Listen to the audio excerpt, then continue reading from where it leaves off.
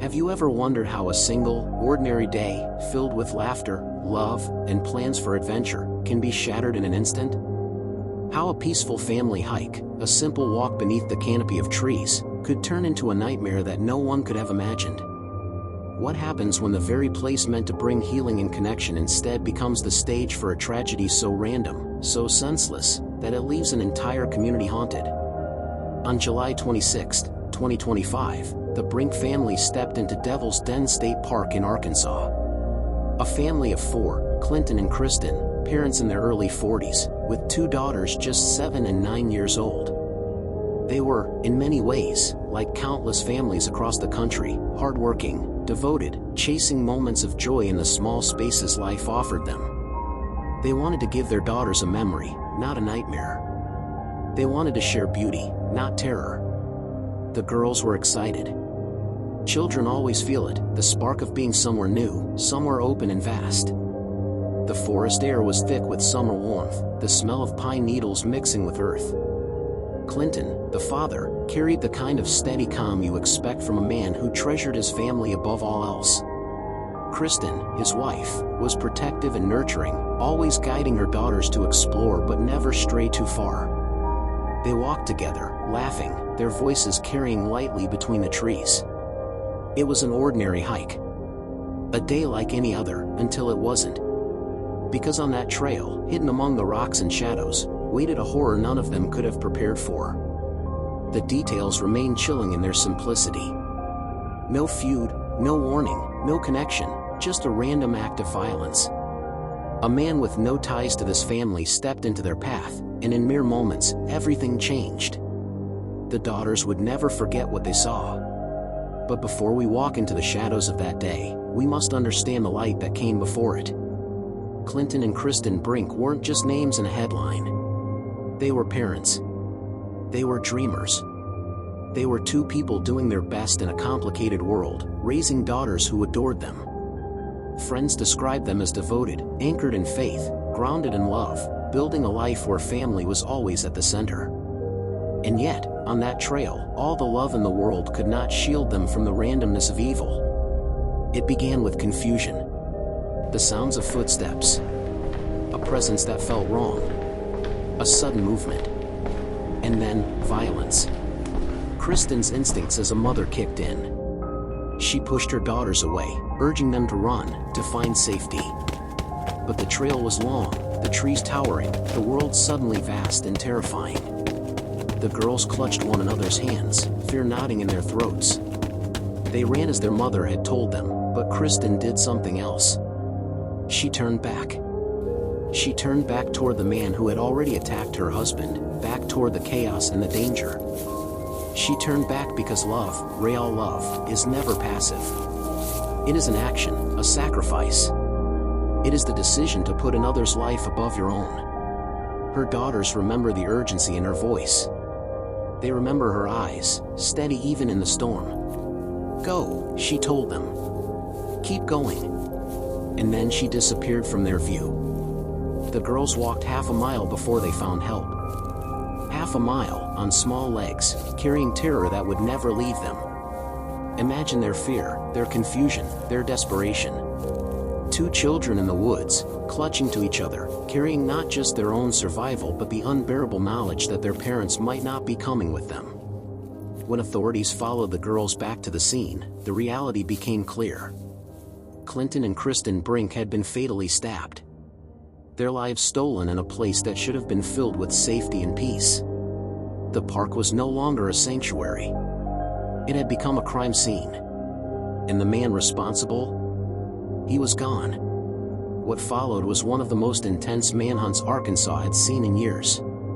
For 5 days, law enforcement combed the area, piecing together scraps of information. But this case would not be solved by officers alone. It would be solved by a community. Hikers, campers, everyday people, strangers with cell phones and cameras, became unlikely allies in the search for truth. Visitors to Devil's Den that day submitted photos and videos, thousands of frames that investigators combed through with meticulous care. And hidden within that sea of images, they found a clue, a black Kia Stinger. The car became the thread that would unravel the mystery.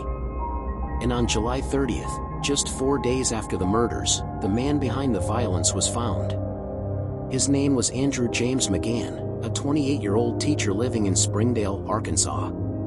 The arrest was surreal. He was sitting in a barber's chair, mid-haircut, when officers entered. No chase, no struggle, just a calm, almost detached surrender.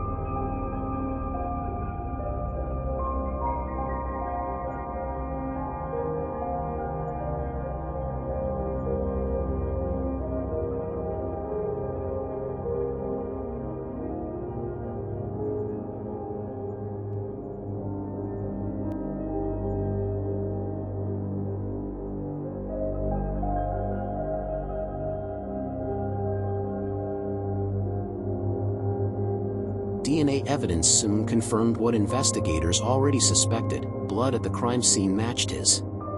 But the question everyone asked was simple: why? Who was this man, and what darkness led him into that park, into the path of the Brink family, into a decision that would leave 2 children without parents? McGann's background offers no easy answers. He was not the picture of a hardened criminal. He had been a teacher, an elementary school teacher in Texas and Oklahoma. A man trusted to guide children, trusted to nurture their growth. He had passed background checks, had earned positions of trust. And yet, somewhere beneath the surface, something was fractured. Police have emphasized that this was a random act of violence. There was no known connection between McGann and the Brinks.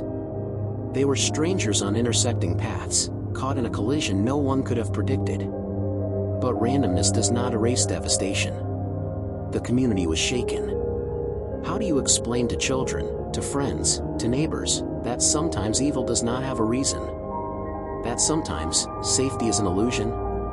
And yet, in the face of horror, the story of the Brink family is not only about tragedy. It is also about resilience, about courage, about the impossible strength of 2 little girls who carried themselves through the unthinkable. Imagine the weight of those steps, the half-mile walk, searching for help. Each step a testimony not only to survival, but to the love instilled in them by their parents. Clinton and Kristen's legacy lives in that resilience. Even in their final moments, they taught their daughters how to be strong. The arrest brought some relief, but not closure. Not yet. McGann now faces 2 counts of capital murder. In his first court appearance, he pleaded not guilty. Prosecutors have already announced their intent to seek the death penalty. His next hearing is set for November 14, 2025. The wheels of justice move slowly, but they move. And still, questions linger. Investigators are now exploring whether McGann may be connected to other unsolved cases, most notably a 2020 hiking homicide at Wisconsin's Devil's Lake State Park. The similarity is chilling. A different park, a different state, but the echoes are hard to ignore. So far, no conclusive link has been proven. But the mere possibility adds another layer of unease to an already devastating crime. So where does this leave us? It leaves us standing at the intersection of beauty and horror, of serenity and violence. Devil's Den State Park will continue to exist as a place of trails and waterfalls, but for many, it will never again be the same. For 2 daughters, it is no longer a place of laughter. It is the place where childhood ended. Yet even in the darkest of tragedies, there are truths worth carrying forward. Kristen Brink's final act was one of love. She turned back, not away.